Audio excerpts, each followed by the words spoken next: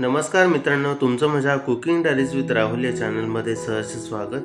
चवीला एकदम छान, हेल्दी आणि झटपट बनणारं सँडविच कसं बनवायचं हे आपण आज पाहणार आहोत. सँडविच बनवण्यासाठी कुकरमध्ये सर्वात आधी मी 5 ते 6 बटाटे मध्यभागी चिरून शिजवून घेतलेले आहेत. त्यानंतर बटाट्याची साल काढून मोठ्या ताटामध्ये मी काढून घेतलेले आहे. आता हे बटाटे आपण थोडेसे स्मॅश करायचे आहेत. स्मॅश करून झाल्यानंतर बटाट्यामध्ये आपण काही मसाले घालणार आहोत. आता बटाटे स्मॅश करून झालेले आहेत. सर्वात आधी यामध्ये आपण चवीपुरतं मीठ घालूयात. त्यानंतर बडीशेप मिक्सरला जाडसर वाटून घेतलेली आहे, ती 1 चमचा आपण घालूयात. इथे मी 1 चमचा धनेपूड घालत आहे. त्यानंतर आपण 1.5 चमचा जिरे पावडर घालणार आहोत. इथे मी पाव चमचा कढीपत्त्याची पावडर घेतलेली आहे.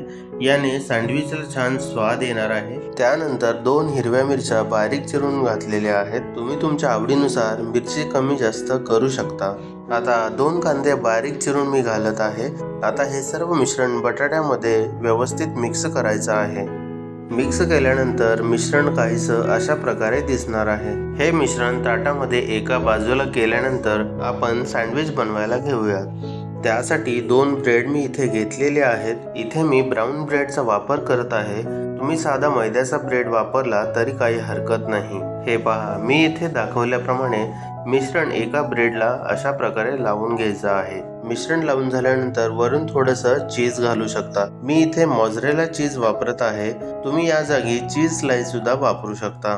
चीज घालून झाल्यानंतर दुसरा ब्रेड आपण वरून अशा प्रकारे लावणार आहोत आणि व्यवस्थित प्रेस करणार आहोत. सर्व बाजूंनी व्यवस्थित प्रेस केल्यानंतर अशा प्रकारे आपलं सँडविच तयार होईल. अशाच पद्धतीने मी इतर सँडविच तयार करून घेतलेले आहेत. आता आपण हे सँडविच पॅनमध्ये रोस्ट करून घेऊयात.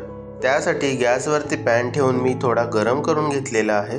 आता त्यावरती थोडंसं वितळलेलं बटर घालणार आहोत. पॅनमध्ये बसतील एवढे सँडविच आपण ठेवणार आहोत. आता दोन्ही सँडविचला वितळलेलं बटर ब्रशच्या सहाय्याने व्यवस्थित लावून घ्यायचं आहे. बटर लावून झाल्यानंतर सँडविच पलटायचे आहेत आणि दुसऱ्या बाजूने सुद्धा बटर लावायचं आहे. सँडविचची प्रत्येक बाजू 2 ते 3 मिनिट व्यवस्थित भाजून घ्यायची आहे. जेवढं जास्ती बटर तुम्ही सँडविचला लावाल तेवढेच ते कुरकुरीत बनायला मदत होईल. त्यामुळे बटर लावण्यामध्ये कंजूसी अजिबात करायची नाही.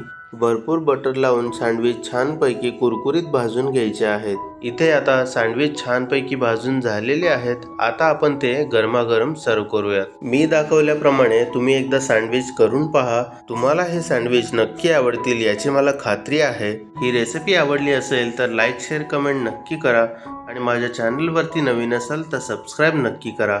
भेटूया अशाच एका नवीन रेसिपी सोबत. तोपर्यंत खा प्या मस्त रहा. धन्यवाद.